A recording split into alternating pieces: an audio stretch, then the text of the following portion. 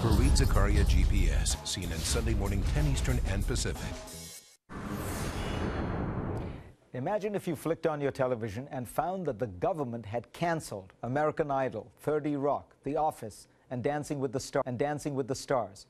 Well, that's essentially what happened in China, where last week Beijing eliminated a staggering 2/3 of all primetime entertainment. What in the world is going on?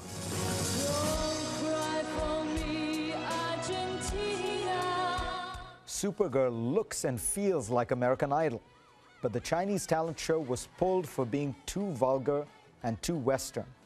It's one of 88 entertainment shows that have been canceled. Other programs that have survived have had to change. Censors have ensured the dating show, If You Are the One, is now less racy. Gone are the Western-style discussions about sex. Why all the cuts?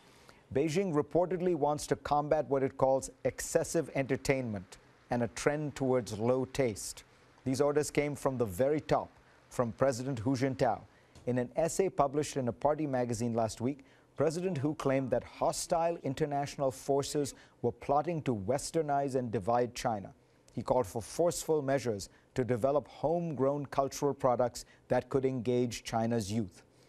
Mr. Hu worries about China's place in the free world, the discrepancy between its growing economic clout and its relatively feeble cultural influence.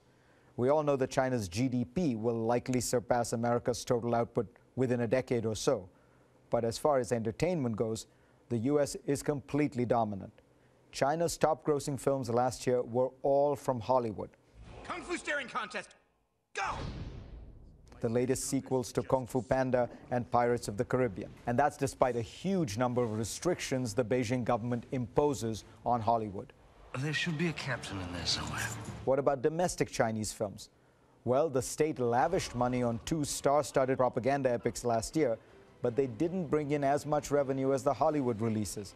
And that's in the domestic Chinese market. Outside of China, these Chinese films barely registered. All this is putting frowns on the faces of China's leaders. Beijing isn't satisfied simply with controlling domestic TV news and the internet. It wants to control the Chinese cultural diet. And the appetite goes outside China's borders as well. Beijing wants more soft power. But back to our canceled TV shows, this is not simply about cultural exports. It's about controlling what the Chinese people hear and see. Mr. Hu is trying to create a layer of stability in 2012 and beyond. 2012, of course, is an election year that sees Beijing on the cusp of unprecedented change. 7 of the 9 top members of the Standing Committee will be stepping down. 70% of China's top 200 leaders will be replaced.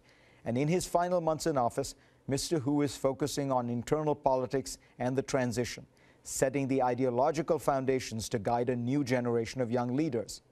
Some of them, like Bo Xilai, the party secretary of Chongqing, have been openly arguing that China has become too westernized, too materialistic, too unequal, and too untethered from its past. Bo has spoken of a return to Confucian values, encouraged festivals of communist songs from the Cultural Revolution. He speaks reverently of China's Maoist values. It is a conservative lament about the consequences of capitalism. We've seen a bold, assertive Beijing in 2011. It spoke confidently after the crash of '08. It was tough on its neighbors. But 2012 is going to be different. Look for a more inward-focused Communist Party that is trying to slow down and control the consequences of the economic juggernaut it has unleashed.